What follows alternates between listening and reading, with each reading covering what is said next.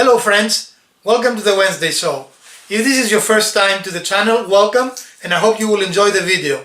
If it is your birthday, happy birthday. If you're a subscriber, welcome back. Today we're going to talk about compound miter saws. And please follow the video, and I hope you will enjoy the information I will give you, and hopefully it will make it easier and more enjoyable in using a compound miter saw, or if you don't have one, make you want to go and buy that one. And this one is ready for us to change the blade, so we might even show you that. But they have a guard that comes down in the wood as you're cutting. And again, this is a bad blade, but I want to show you.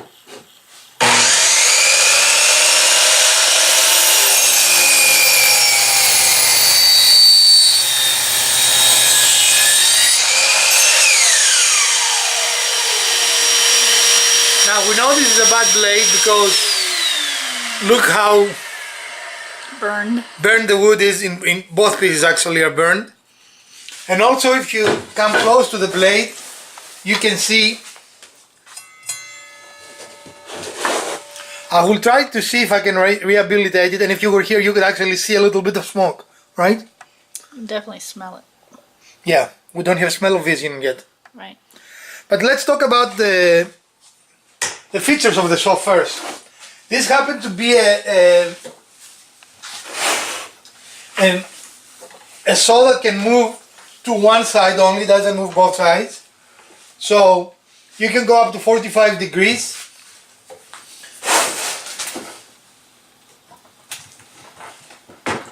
But you must always check it. There is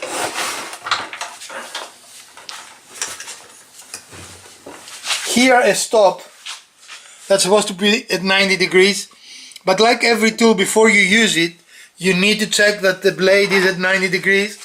And again, the easiest way to do it is to use a square, bring your blade down, and you can see we're at perfect 90 degrees. If that was not the case, we could undo this nut here and make sure that we were at 90 degrees. Now this one is a laser saw, and of course you can go 45 degrees in either direction.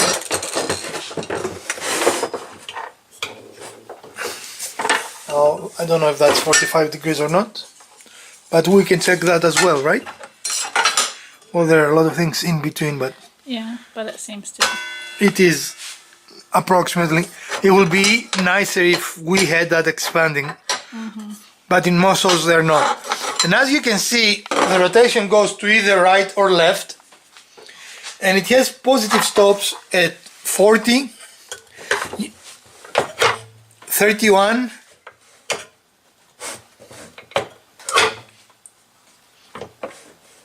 22.5, or yeah, and of course 0.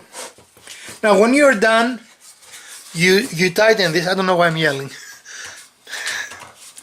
So it doesn't move. It has two safeties. You have to press that to move it. Now it will not move because it is tight, but it also will not move if you don't press that. So now that it is untied, you see, it still doesn't move until I depress it. And this is for safety. You can check periodically the saw to make sure it's true. This saw actually, it is quite true. And right here, unless you have a very new saw, but this is where the brushes are changed, and all you need is a small flathead screwdriver and you can change the motor brushes. If you have a brushless motor, you won't have an access to the motor. And on the side, you can pull those wings to offer more support to your workpiece.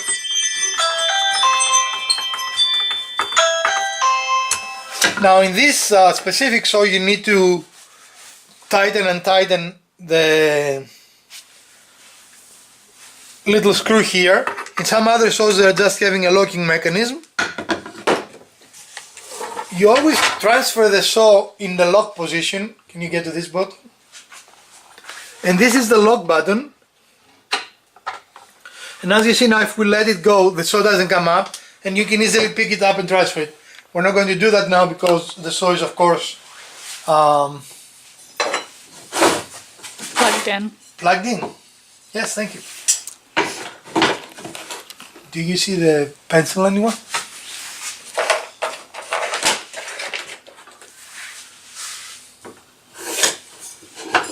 We're not going to cut this, but I want to see. Actually, we might make it small. Aren't you just showing the laser? Yeah. So we're going to align the laser to this line.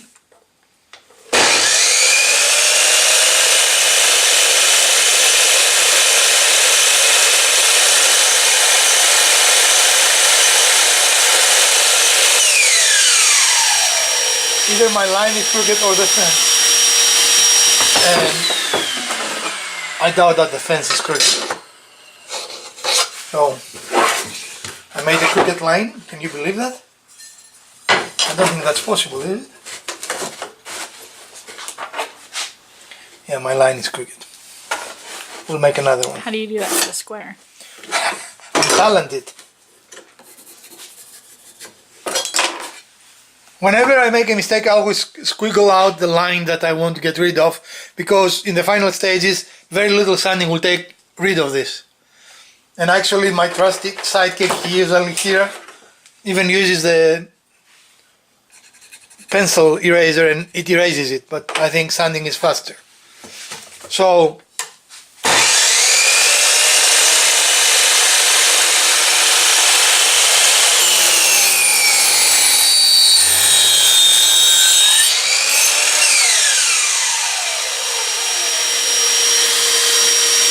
as you can see, it is not hugely off, but it's a little bit off.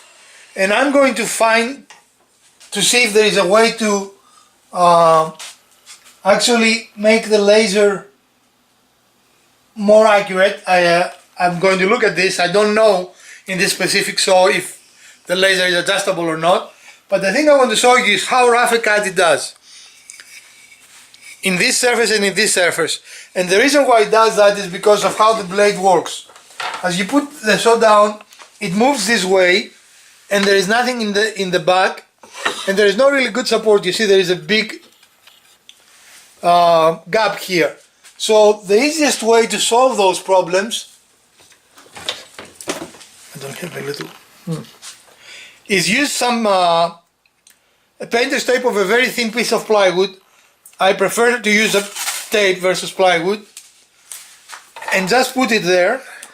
Putting a piece of tape or two pieces of tape, and I would prefer something thicker, but I think I'm out of my thick tape. I don't mean thick, I mean wider. But doing it in both directions should actually give us a little better result. So let's do one more cut. We're doing much more cuts than I have anticipated today.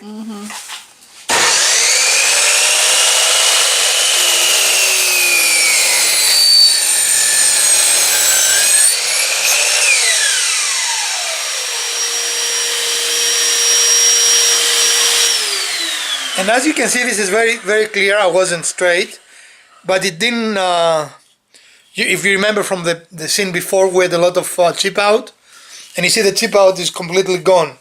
Now a thick piece of plywood can become permanent, and it will have the advantage of showing you where the cut is, so you can align your blade even if you don't have a laser.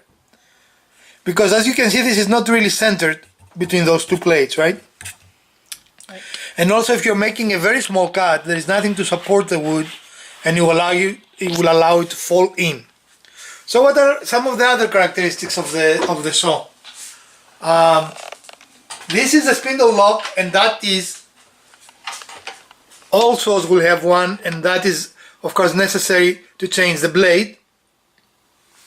And here, this specific saw has both left and right hand switches.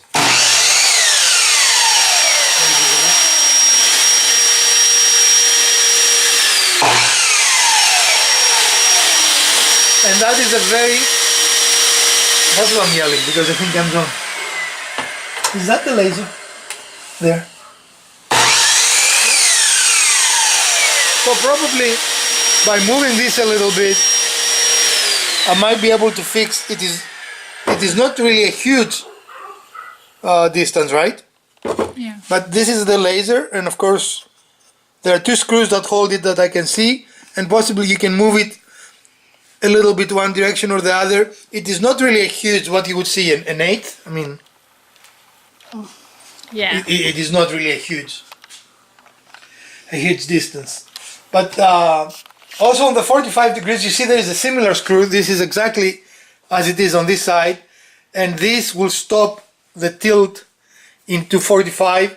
And if you use a saw that way, you can do combine what we call compound cuts. A compound cut is that you can have 45 degrees in this plane and 45 degrees in this plane. That almost begs for another cut. Except this blade is really not. I know, but It's very stinky. the wood is stinky, the blade is not. The process is stinky because it's burning the wood instead of cutting it. Right. Or in combination with cutting it. Yeah. You have one other stop, and also will have it, and that is this here. And that decides the depth of the cut. So if you didn't want to go all the way through, you can turn this up, and now you're going to see that the blade will stop at a higher. No, that's lower. You need to go the other direction. Sorry. If it comes out, right? And as you can see, there is a little ledge there, and that, can you stay there? Oh, you cannot see. Want to go on the side? On lights?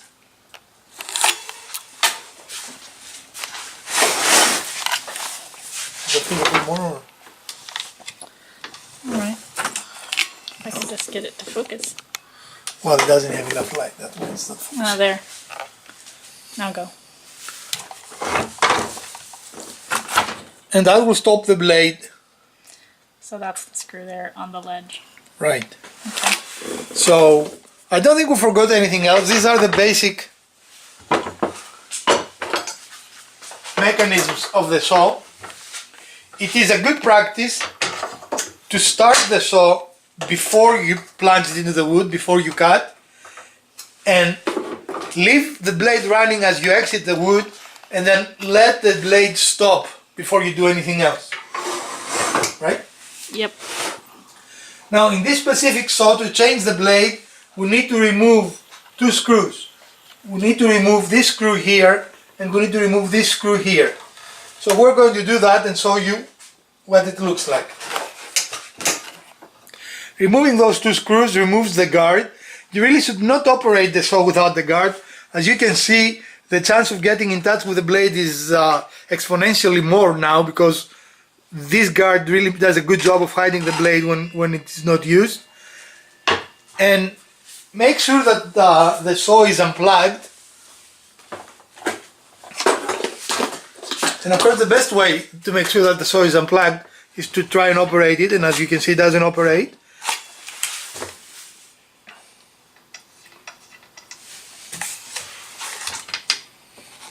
We want it to cut through, right?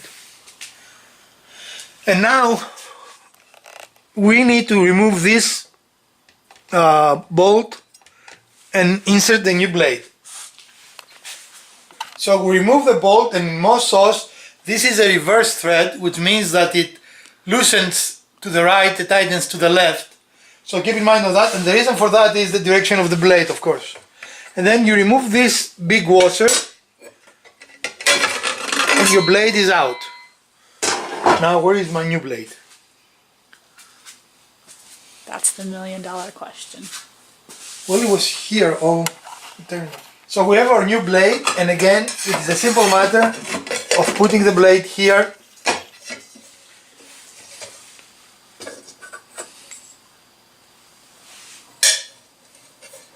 This is keyed, so as you can see, it is not round, so you have to make sure that you put it in the correct key position.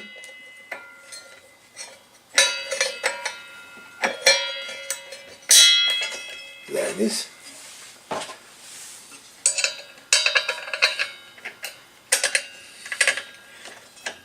And it feels a little unnatural, but as you can see, it actually tightens to the left.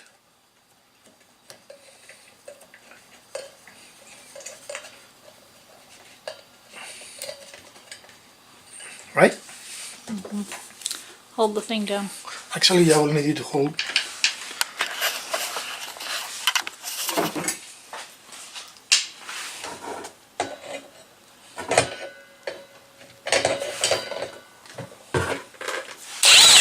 Did you reverse it?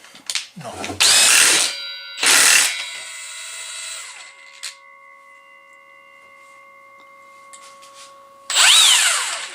Okay. I don't know what I'm doing.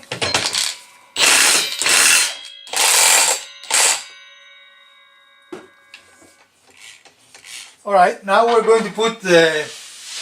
Well, actually, let's make sure that this blade is square. You need me to go on the other way? Nope. There's more light? Good. Looks good. Okay. And now we're going to put the cover back on. Guard. The guard back on. And each saw will have a different way of doing this. So I don't know if there's a lot of value in trying to show you. And this is the mechanism that allows the guard to move up and down.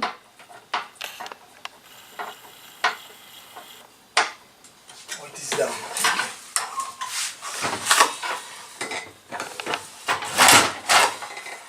Okay, and now that we're satisfied that the mechanism works, we are going to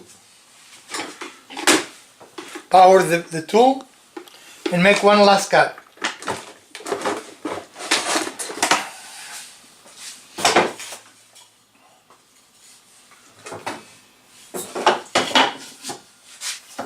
Ready? Yeah.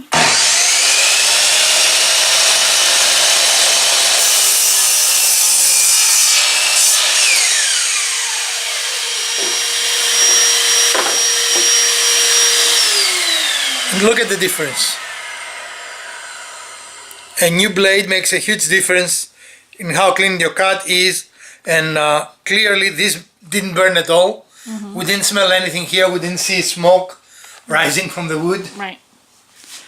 And it's better for the saw. It doesn't have to work as hard when it's got a good clean Oh, definitely, yes. In fact, that's one of the easiest ways you can burn a saw, is by using a dull blade.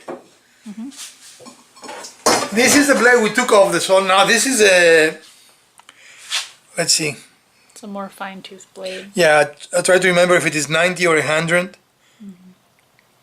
I don't know. So this is a finishing blade. But nevertheless, this This one. rough cut blade did a really good job, as you can see. I mean, look at the clean cut there. Yeah, it's much more clean. You can see a little bit of chipping on the back, but it's still not. Well, that's because I the know. tape used, But it's still not the same extent as the dull blade. right. That's my point. And an easy modification is to get a thin piece of plywood and create a fence here, like we create the jig on the table. So Okay. now this blade also is, as you can see, much thicker, the curve. So once you change blades, you need to recalculate how you measure and cut things, because the blade I have on the saw now is definitely much thicker than the other blade. And really we can saw that. No, it has to be on. Yeah, on is usually good.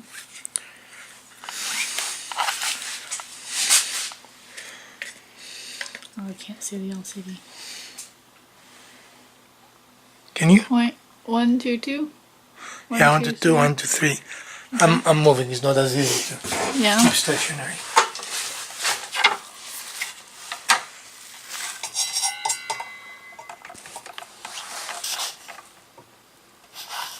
What does that say?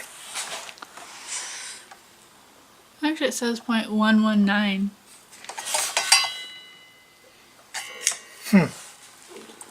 It looks thicker though, doesn't it? I think the teeth look thicker because they've got the tip on there. Right, but that's the thickness you could cut, and I'm on the Right. teeth. Okay, well, What does it say now? 0.105. I'm not sure why this is. Okay, There you fine. go. So that's now a 0.08. Does it show in the camera? Yes, 0.082. Alright, so the curve of the blade is indeed different. That's boring. You always stay on point. What's the point? That's the point. People can follow you. Alright, I think you need to come this way because the blade will be coming my way and I don't want to be there. Ready? Yeah.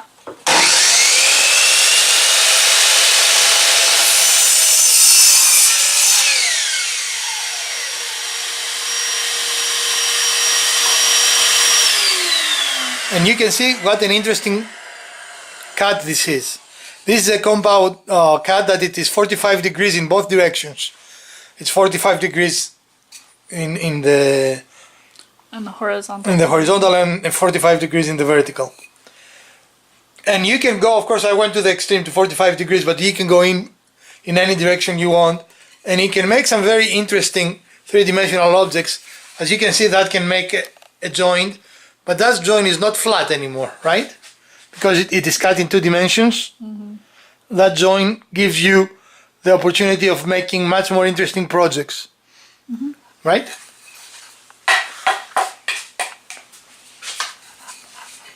How it looks from that side.